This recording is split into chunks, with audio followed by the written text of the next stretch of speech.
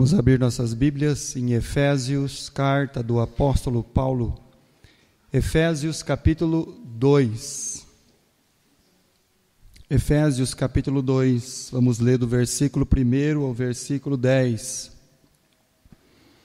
Ele vos deu vida estando vós mortos, nos vossos delitos e pecados, nos quais andastes outrora, segundo o curso deste mundo, segundo o príncipe da potestade do ar, e do espírito que agora atua nos filhos da desobediência, entre os quais também nós, todos nós, andamos outrora, segundo as inclinações da nossa carne, fazendo a vontade da carne e dos pensamentos. Éramos, por natureza, filhos da ira, como também os demais.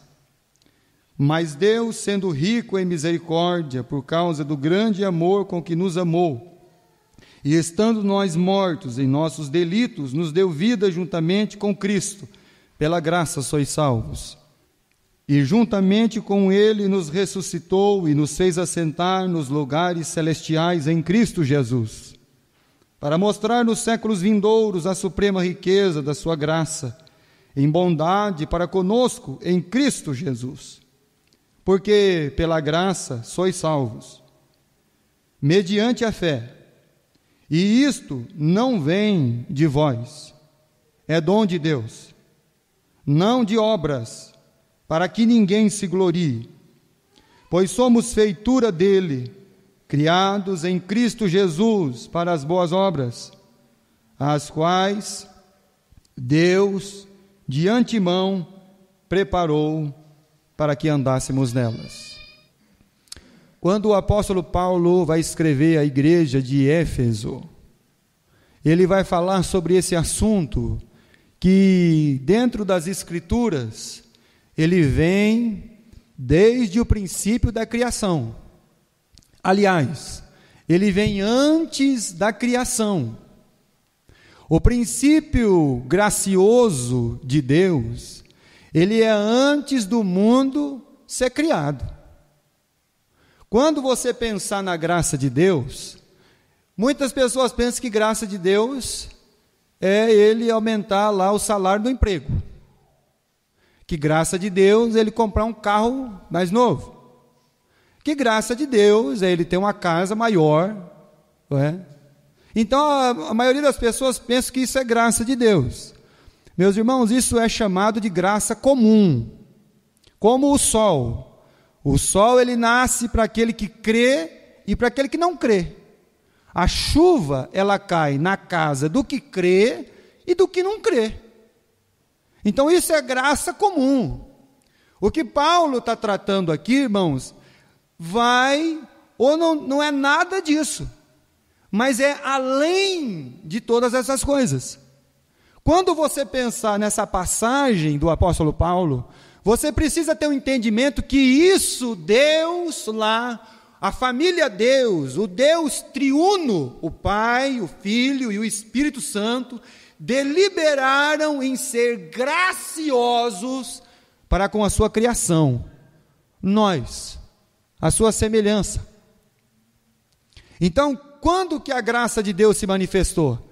Antes de Deus criar o mundo, o Adão e a Eva, por incrível que pareça. Porque a família Deus, o Deus triuno, ele já então sabia. Não é que Deus foi no futuro e constatou. Deus já sabia que nós íamos precisar da sua maravilhosa graça. E o que é graça? Graça, na maioria do entendimento das pessoas do mundo evangélico, é um favor que eu não mereço. Tá bom, mas graça não é só isso. Quando você pensa na salvação, que é pela graça, então a maioria dos cristãos, ou aqueles que ainda, porventura, os raros, que ainda creem que são verdadeiramente salvos por ela, tem plena convicção disso como âncora da sua alma. Então ele sabe o quê? O versículo 8 decorado. Pela graça sois salvos, por meio da fé. Isso não vem de vós, é dom de Deus. Então você pode decorar o versículo 8, mas você pode não ter o pleno entendimento de tudo aquilo que o apóstolo Paulo quer falar sobre a graça, só na referência do versículo 8. Porque é muito fácil nós decorarmos um versículo da Bíblia. Pela graça sois salvos por meio da fé, isso não vem de vós, é um dom de Deus. Então a graça de Deus é Deus gracioso a nós. Então como é que o Adão foi salvo? Não tinha igreja e não tinha mandamento. Como é que o Adão foi salvo? Pela graça. Como é que o Noé foi salvo? Não tinha igreja e não tinha lei. E lei não serve para salvar ninguém. Salvo pela graça. Como é que o Abraão foi salvo? Pela graça. Como é que o Moisés foi salvo? Pela graça. Mas peraí, pastor, no tempo de Moisés tinha lei, mas lei não é para salvação. Lei é um estatuto de regulamento. Por quê? O que Paulo diz aos Gálatas? Paulo diz aos Gálatas que os judeus, dentro da religião deles, eles precisavam de regulamento, porque eles ainda eram meninos no entendimento. Então, como eles não eram desenvolvidos no seu entendimento, eles precisavam de leis de regulamentação. Não matarás, não adulterarás, não dirás falso testemunho, honra teu pai e tua mãe. E aí vai as leis de regulamentação. Por isso que no Novo Testamento, quando Jesus vem, a Bíblia diz que a lei veio por Moisés, mas a graça e a verdade vieram por Jesus Cristo.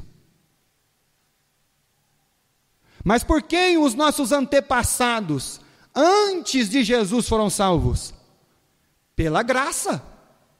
Ninguém foi salvo por obras. Ninguém, nenhum homem sobre esse mundo foi salvo por mandamento de lei. Nenhum. Porque lei não era para salvar ninguém. E não é até hoje. Então Paulo, escrevendo para esses irmãos, ele quer deixar claro o que é a graça de Deus. E se você ainda não tem esse entendimento, então eu peço a Deus e ao Espírito Santo, ao Pai, que abra o nosso entendimento pleno, para que nós venhamos a ser agradecidos e graciosos. Porque um dia, um Deus soberano, supremo, poderoso, que a sua natureza é. Então Deus, ele não ama. Deus, ele não ama, irmãos. Deus, ele é o amor. Deus não é fiel, irmão. Deus é a própria fidelidade. Porque isso aí está na sua natureza, de quem ele é. Isso está intrínseco na pessoa de Deus. É por isso que Deus não mente.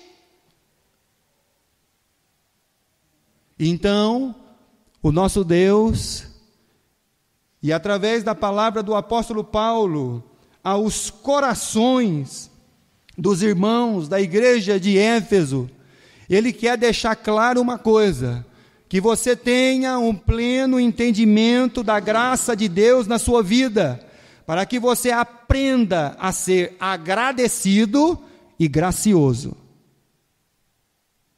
E aí, como é que o Paulo vai falar para eles? Como é que o Paulo vai escrever para eles? O versículo é só o versículo 8? Não, irmãos, não é só o versículo 8. E uma coisa que a Bíblia faz com que você e eu talvez percamos o sono à noite. O que você lê na Bíblia que faz você perder o sono? Que te causa um pânico, um medo.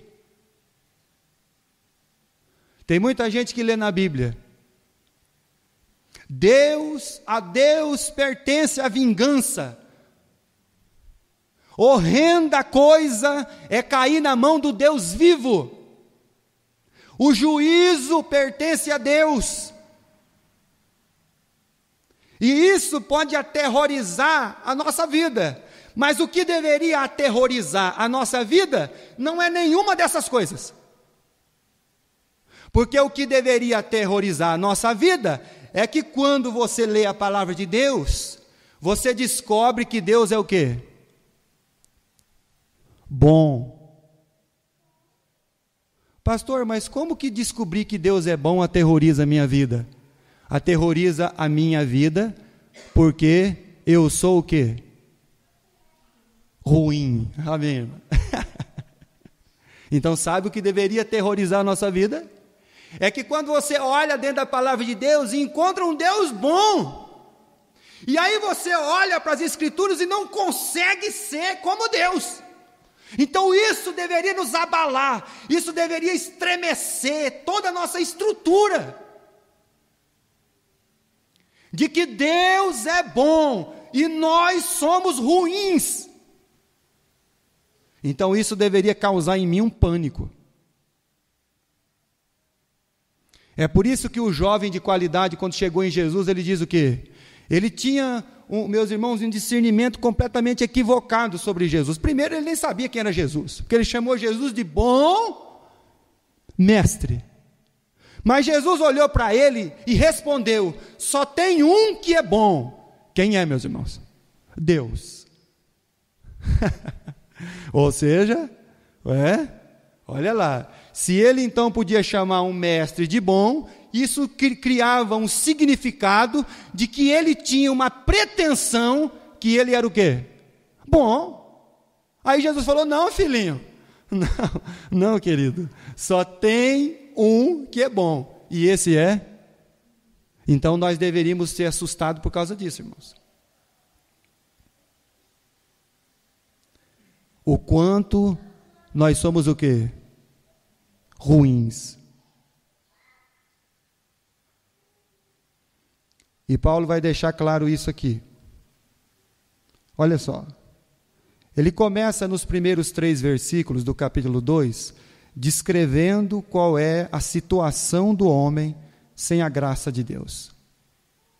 Então, qual que é a situação do homem sem a graça de Deus? Versículo de número 1 ao versículo 3. Ele vos deu vida, estando vós mortos. Então, qual era o nosso estado sem a graça, sem o entendimento da graça, sem a revelação da graça a nós? Um estado de morte. Mas não uma morte biológica, uma morte física, uma morte espiritual. Nós estamos mortos. E aí Paulo diz assim: para você entender o tamanho da graça, você precisa ler isso que eu vou escrever para vocês. Porque vocês estavam mortos.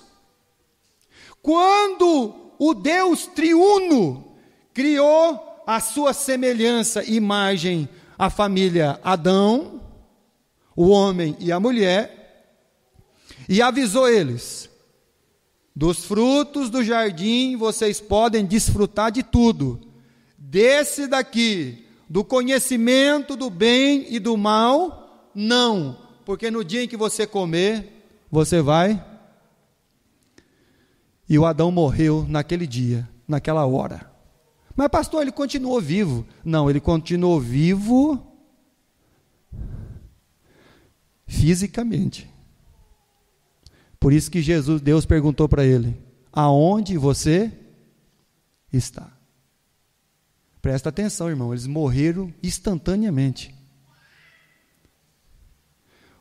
E aí então o Deus, o Pai das consolações e de misericórdias, foi lá falar com a família Adão: Adão, aonde você está? Não o que você fez, aonde você está? E aí então Deus vai lá fazer um sacrifício de uma ovelhinha, derramar o sangue para cobrir eles a nudez do pecado. Então a graça de Deus já foi manifesta. Aquele cordeirinho que foi morto, ele representava o Cristo que havia de vir, o Jesus que havia de vir. A graça manifestada aos homens. Então, meus irmãos, quando você vai ter um entendimento de graça, você precisa entender primeiro qual é o estado em que nós estávamos sem ela, mortos em nossos delitos e pecados. Versículo 2: nos quais andastes outrora, segundo o curso deste mundo.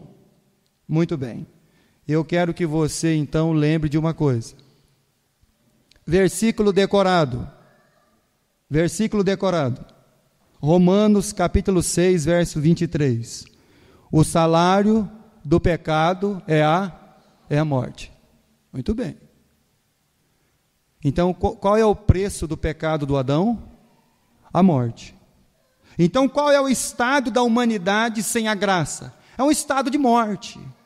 É um estado sem vida. É um estado de falta de entendimento do sentido de viver.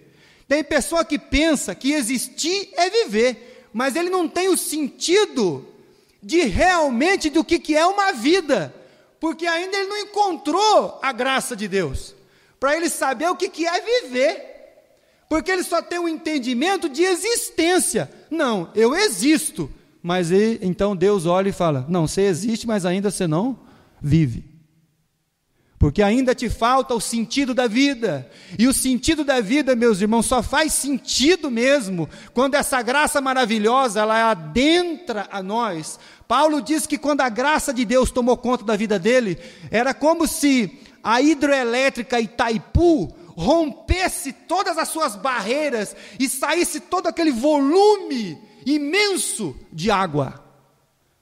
Ele diz, foi isso que aconteceu comigo.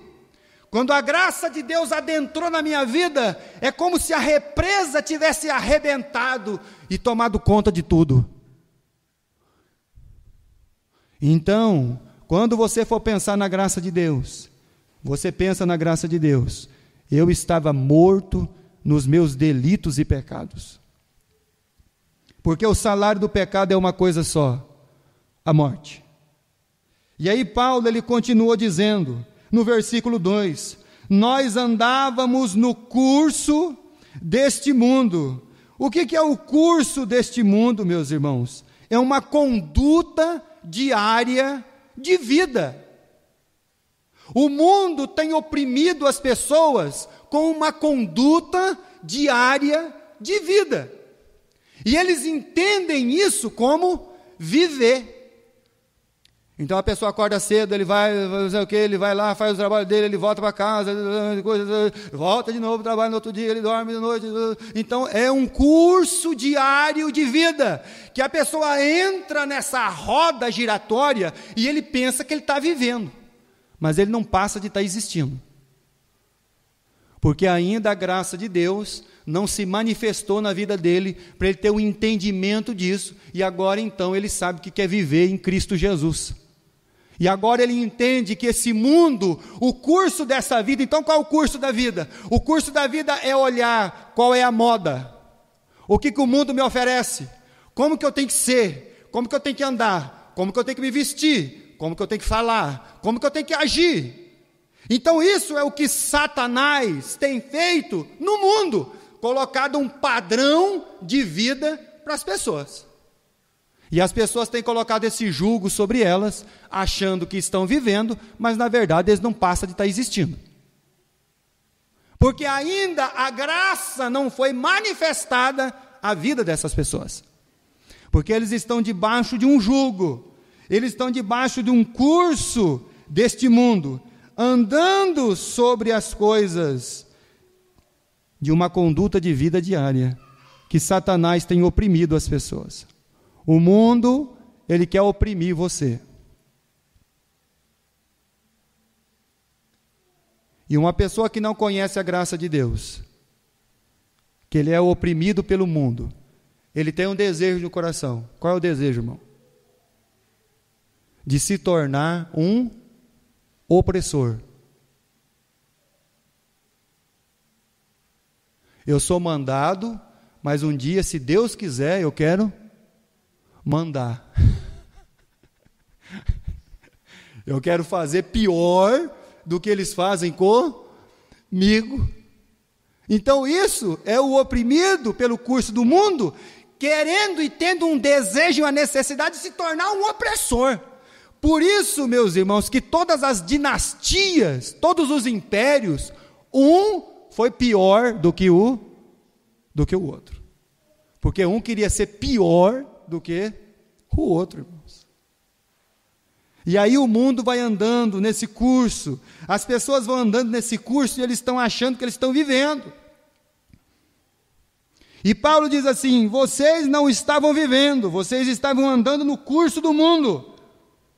E aí a pessoa que pensa que a igreja oprime a vida dele, que a igreja é uma algema para que ele não possa fazer, né, as coisas que ele quer, e o Jesus de Nazaré é isso aí mesmo, irmão. O Jesus de Nazaré, ele atrapalha a vida da gente. Como é que é, pastor? Ele atrapalha a vida da gente, porque tem hora que a gente tem vontade de tacar madeira num, e aí ele fala: não, meu filho, não é assim. O Jesus de Nazaré, meus irmãos, ele é o maior atrapalhão da nossa vida, porque a gente tem vontade de fazer tudo que não presta, e aí o Jesus de Nazaré vem e fala assim: não, filho, não é desse jeito. E aí ele continuou falando, versículo 2, vamos lá. Vocês estavam andando no curso desse mundo, do príncipe da potestade do ar. Quem que é? Satanás. Não, mas eu sou livre. Eu estou no mundo, eu sou livre. Eu não estou debaixo de uma religião. Ninguém dita regra na minha vida. Ninguém vai falar o que eu tenho que fazer ou não. Não, mas aqui nós não estamos para ditar regra na sua vida. Aqui nós estamos para falar para você da graça de Deus, para libertar você do curso desse mundo. Para que você tenha o sentido verdadeiro de liberdade. Porque Paulo diz que nós temos muitos senhores quando estamos vivendo na carne. O primeiro é o príncipe da potestade do ar, versículo 2. O segundo é o espírito que atua nos filhos da desobediência. E aí ele diz, versículo 3, a carne que inclina para os nossos desejos. E aí ele fala que nós somos escravos, então, dos nossos, versículo 3, dos nossos o quê? Pensamentos. Nós nos tornamos escravos do pensamento. Então Paulo, para falar da graça, ele falou assim, ó, olha o estado de uma pessoa sem graça. Mas não é sem graça, irmão, porque ele não ri, é sem graça de Deus. Não é graça porque ele não é extrovertido. Não, irmão, é por causa da falta da graça de Deus. Você já parou para pensar como isso é sério, irmão? Como isso é sério a nossa vida e o nosso coração? Como que nós éramos e o que Deus fez por nós? Presta atenção, irmão, vamos lá. E aí Paulo diz assim, nós vivíamos aí, fazendo a vontade do nosso Senhor, que era a carne, da inclinação dos nossos pensamentos. Versículo 3, e éramos por natureza filhos da ira, como também os demais. Filhos da ira. Você sabe o que é um filho da ira, irmão? O filho da ira é uma alma, é uma pessoa que se rebela contra Deus e tudo que se faz de Deus. Mas existe uma pessoa assim, pastor? Existe. Mas não é que a pessoa sai declarando que ele é contra Deus, não, irmãos. Não, não é não. Não pensa você que é isso. Não pensa você que o filho da ira, que Paulo está dizendo aqui, é aquela pessoa que sai com uma placa escrita na frente e verso, sai na avenida, em Marília, dizendo, eu não creio em Deus. Não, irmão. Não é nada disso, não. E Paulo diz, olha, nós andávamos nisso daí. Romanos, capítulo 3. Abra sua Bíblia lá, por favor. Romanos, capítulo 3. Por isso que Jesus, quando olhou para o jovem e disse assim, não tem nenhum bom, senão quem, irmão? Deus. Irmãos, isso dá tristeza de dizer, mas é uma realidade. E começa daqui para lá, irmão. Não começa daqui para lá, não, irmão.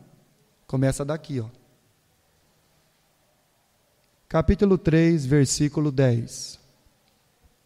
Como está escrito, não há um justo, nem sequer um, não há quem entenda, não há quem busque a Deus, todos se extraviaram a uma só e se fizeram inúteis, não há quem faça o bem, não há nenhum sequer, nem um sequer. Então, quando eu pensar na graça de Deus, eu falo assim, ô meu Senhor, como o Senhor é gracioso. Como que o Senhor foi gracioso com um ser como eu, entranhado no mal, e agora a sua graça faz parte da minha vida, e o Senhor me dá o privilégio de ser agradecido e agora gracioso, em demonstrar essa graça que foi outorgada de Deus a nós. Mas por que o mundo, irmãos, ele segue o curso que ele está seguindo? Porque os homens continuam sem conhecer a graça de Deus e se tornando de dia após dia piores do que eles são. Não há ninguém bom, irmãos. Aí a pessoa pode dizer assim, não, mas o senhor não conhece o meu coração. De fato não conheço mesmo, como você mesmo não conhece o seu próprio coração. Porque a Bíblia diz que o que é mais enganoso em nós é o que, irmão? E perverso. Quem o conhecerá? Presta atenção na palavra de Deus, irmão. Por favor. Quando a gente vai tentando pelas nossas forças ser bom, irmão, sabe o que vai acontecer com a gente? A gente vai se tornar um ser pior. Quando a gente vai tentando, pelas minhas forças, ser bom, irmão, a gente vai se tornando um ser cada vez mais desprezível e pior. Por isso que é Deus é que nos transforma. Então isso é graça, irmão. Isso é graça de Deus a nós. Se você pensa que graça de Deus é uma coisinha inútil, insignificante, você está enganado. Então Paulo deixou claro uma coisa para os irmãos de Éfeso. Vocês entenderam o que é graça? E agora eu vou falar para vocês, então, como era o estado da vida de vocês, da humanidade. E o que aconteceu? Então, antes da palavra graça aparecer, presta atenção, antes da palavra graça surgir, intervém-se quem? Deus. Versículo 4, presta atenção nas duas primeiras palavras, mas Deus. Aí você vê a intervenção de Deus nesse negócio. E é só Deus mesmo para intervir na nossa vida. Mas Deus, sendo rico em misericórdia, por causa do grande amor com que nos amou, estando nós mortos em nossos delitos, nos deu vida juntamente com Cristo, pela graça sois salvos. Então, antes de falar pela graça sois salvos, ele mostra a intervenção que precisou ser feita por Deus. Mas Deus, versículo de número 6, juntamente com ele nos ressuscitou e nos fez assentar nos lugares celestiais, em Cristo Jesus. Deus, ele é rico, mas quando a pessoa pensa que Deus é rico, ele pensa no que, irmão, na Bíblia? O que está escrito na Bíblia? Que ele é dono do ouro e da... Quando a pessoa pensa na riqueza de Deus, presta atenção, olha só como que é o pensamento humano. Quando ele pensa que Deus é rico, no que ele pensa na verdade, irmão? Que Deus é o dono do ouro e da... Então ele acha que riqueza é isso. Mas aí Deus vem e fala assim para a gente, o que é riqueza realmente que você precisa entender, é a minha graça deliberada a você. Deus que é rico, mas Deus é rico no quê? Deus é rico em misericórdia. E por causa do seu grande, o quê? Amor. Irmãos, nós estamos dispostos a ajudar e a fazer coisas para pessoas que nós olhamos, né? A gente tem aquela definição de aparência, a gente julga tudo por aparência, né? Infelizmente é assim que acontece, e é isso mesmo, não tem jeito. A gente cai nesses equívocos, julga por aparência. E aí o que acontece? Então a gente está disposto a ajudar aquele que aparentemente é o que, irmão? Bom. Você não está disposto a ajudar aquele que é bom? Você não está disposto até a fazer alguma coisa por aquele que é bom? E quando a Bíblia diz que Deus, Ele é rico em misericórdia e pelo seu grande amor com que Ele nos amou, então Paulo vai dar uma explicação do que é isso em nossa vida. Romanos capítulo 5, versículo 7. Dificilmente alguém morreria por um justo, pois poderá ser que pelo bom alguém se anime a morrer. Talvez você tenha até, assim, aquele sentimento de ajudar. Vou ajudar esse fulano aqui porque essa pessoa aqui é uma pessoa legal, uma pessoa boa, eu acho que ele é bacana, então vou fazer alguma coisa por ele. E aí você vai entender o que é a graça de Deus na nossa vida. Versículo 8. Mas Deus, olha só, irmãos, mas Deus prova o seu próprio amor para conosco, pelo fato de ter Cristo morrido por nós, vírgula, sendo nós ainda, o quê? Pecadores. Então Deus morreu por quem, irmão? Pelos pecadores, irmão. E por isso nós estamos aqui. Porque aquele que acha que não é pecador, ele não está aqui, irmão. Ele não quer saber da graça. Aquele que acha que é bom, irmão, ele não precisa de Deus. Então Deus provou o seu amor para conosco através da sua graça, em que Ele morreu por nós, sendo nós ainda pecadores. Então Deus não morreu pelo bom, porque Jesus diz que os são, aqueles que se achavam são, ele não precisava do quê? Médico. Eu vim para os doentes, aqueles que reconhecem, não, Senhor, eu sou um pecador mesmo, e eu preciso da sua graça na minha vida, e eu quero ser agradecido pela sua graça, e gracioso por causa dela. Então Paulo vai discorrendo isso no coração dos irmãos, falando isso ao coração deles. Volta lá, Efésios capítulo 2, falando que, olha, versículo 5, estando nós mortos em nossos delitos, nos deu vida. E o versículo 5, meus irmãos, é a declaração da ação da graça de Deus sobre o versículo 1, é o contrário do versículo 1, porque o versículo 1, irmão, diz que nós estávamos mortos nos delitos e pecados. O versículo 5 diz que a intervenção de Deus trouxe vida a nós agora. Então o versículo 5, ele rebate o versículo 1, que clamou a morte, mas agora nós temos vida. É a ação de Deus e da sua graça. Mas Deus, versículo 5, nos deu vida juntamente com Cristo, pela graça sois salvos, e juntamente com Ele nos ressuscitou, e nos fez assentar nos lugares celestiais em Cristo Jesus. Por isso que a ressurreição de Cristo, meus irmãos, ela é parte integral do Evangelho da salvação. Porque nós temos um Deus que é o que, irmão? Vivo. Vivo. E quando ele diz no versículo 6, e nos fez assentar nos lugares celestiais, os filhos de Zebedeu, eles queriam o que, irmão? Quando a mãe dele chegou em Jesus, já pensou a mãe desses meninos chegando em Jesus, irmão? Presta atenção. Então, Senhor, tem uns meninos aí, cheios de potencial, eles estão com o Senhor, estão firmes aí na caminhada, eu queria que o Senhor arrumasse um lugarzinho para ele, um para a direita e um para a esquerda. O Senhor tem como ser assim? Aí a Bíblia diz que em Cristo nós estamos aonde, irmão? À destra do Pai, porque Jesus diz que aonde eu estou, vocês também estarão. E Cristo está onde, irmão?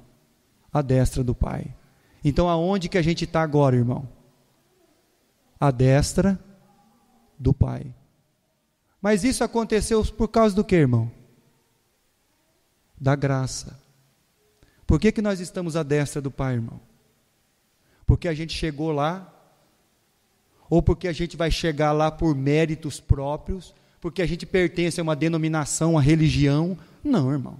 Nós só vamos estar à destra do Pai agora, ressuscitados com Jesus, por causa da sua graça. E por isso que nós deveríamos ser agradecidos e graciosos.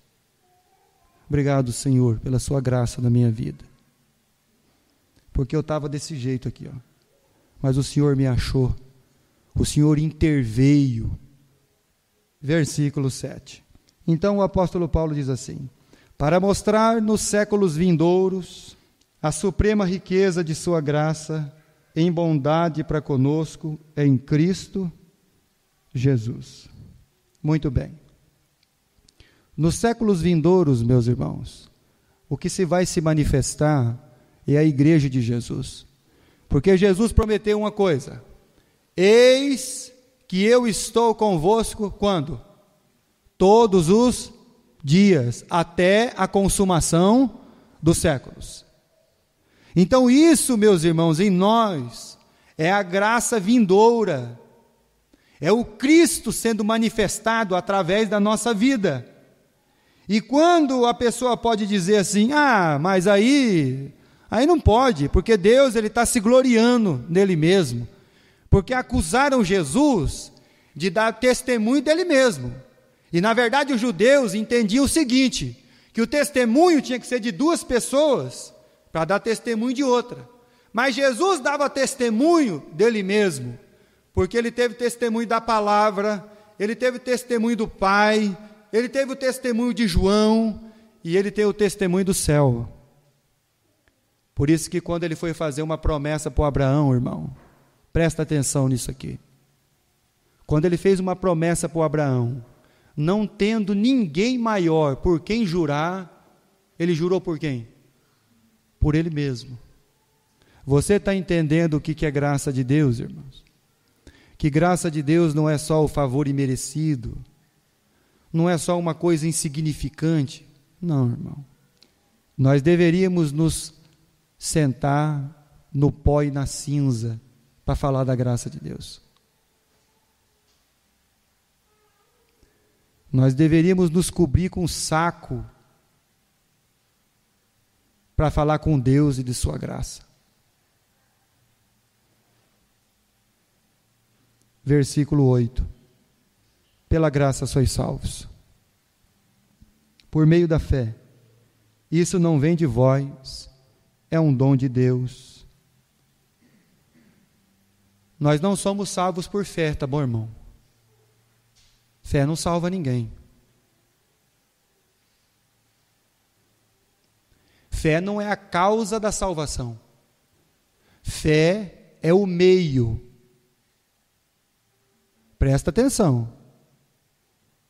Fé não salva ninguém. Fé é o meio pelo qual nós chegamos até a graça. Nós somos salvos pela graça. Pela graça sois salvos, por meio da fé. E aí quando você tem aí o ponto de parada, e isto não vem de vós. O que não vem de nós, irmãos?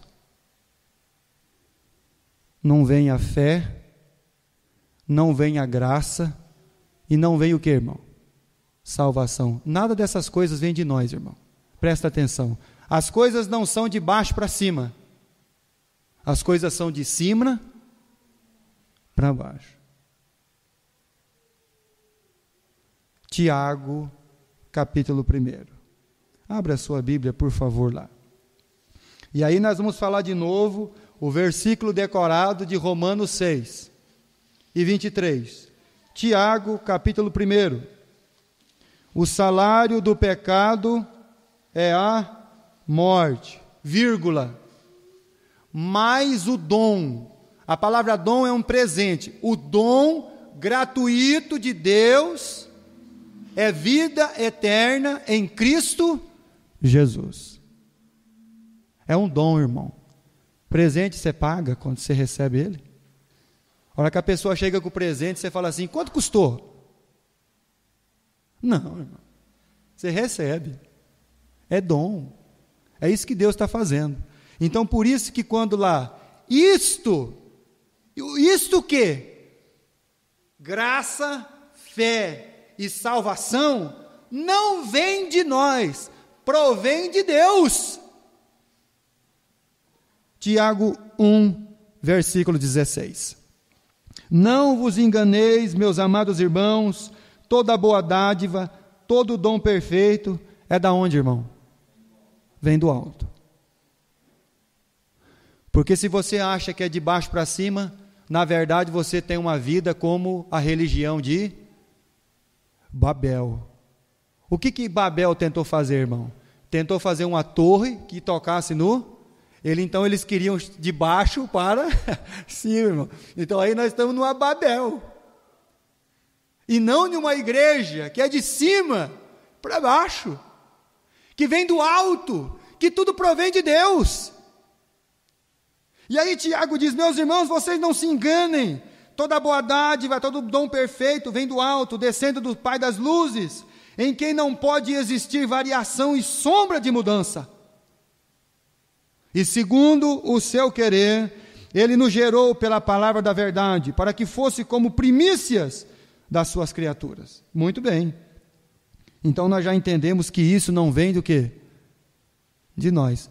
Quando você lê aquela passagem da Bíblia, em Mateus capítulo 6 ou 7, acredito que 6 ou 7, e aí ele diz assim, que Jesus está falando sobre a questão da solicitude da vida, a pessoa que está cheia de necessidade, ele está inquieto, porque ele está preocupado com o que ele vai vestir, ele está preocupado com o que ele vai comer, ele está preocupado onde ele vai morar, e aí cria todas essas preocupações e angústia no coração.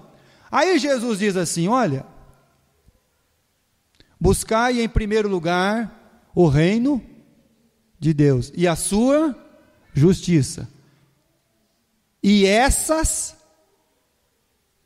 coisas, que essas coisas, irmãos? Vestir, comer, morar, as necessidades, todas essas coisas vos serão acrescentadas. Mas tem uma tradução que traz aquela palavra assim, todas as coisas. Fala para mim, fala a verdade para mim, quando você pensa em todas as coisas, o que você já imagina? Uma ilha no Caribe, um avião, jatinho para te levar lá no final de semana, um banco lá na Suíça lotado de euro. É isso, irmão. Fala a verdade. É isso que a maioria das pessoas tem no coração. Mas quando ele lê o texto com a palavrinha lá, e essas coisas apontam para o texto, irmão. Serão acrescentadas. Versículo 8 de Efésios, capítulo 2. É um dom de Deus. 9. Não de obras, para que ninguém se glorie. Ninguém vai chegar no céu por méritos próprios. Ninguém vai chegar no céu por atos de justiça. Não. Versículo 10. Pois somos feituras dele, criados em Cristo Jesus, para as boas obras. Então, até aquilo de bom que nós vamos fazer, irmão, vem da onde, irmão? Vem de Deus, irmão. Você já reparou que não vai sair nada de bom de nós, irmão? Até as boas obras que nós vamos fazer, de boas obras, provém de quem, irmão? Então você está entendendo o que é graça de Deus na nossa vida, irmãos? Que graça de Deus, irmãos, não é porque você era uma boa pessoa, você era maravilhoso, aí Deus deu uma ajudinha para você. Não, irmão. E aí você entende que até aquilo de bom que a gente vai fazer provém de Deus. E aí você entende o que é graça de Deus agora, irmão? E por que nós deveríamos ser agradecidos e graciosos? Porque Deus é bom, irmão. E nós somos ruins. Mas graças a Deus, que Deus vai nos transformando de glória em glória. Que Deus vai mudando o nosso entendimento. Que Deus vai abrindo o nosso entendimento. Graças a Deus. O Steve Jobs, quando ele estava já nos dias finais da sua vida, o bilionário da telecomunicação, morrendo por um câncer, numa cama de hospital. As palavras dele são: toda a minha vida, um pouco de alegria que tive foi de trabalhar. Mas do restante, todo o dinheiro que tenho, descobri que não me vale de nada. Mas Deus, sendo rico pela sua misericórdia e com o grande amor com que nos amou, pela graça sois salvos. Nós entendemos que o pouco de bom que vamos fazer sobre esse mundo, pouca coisa boa,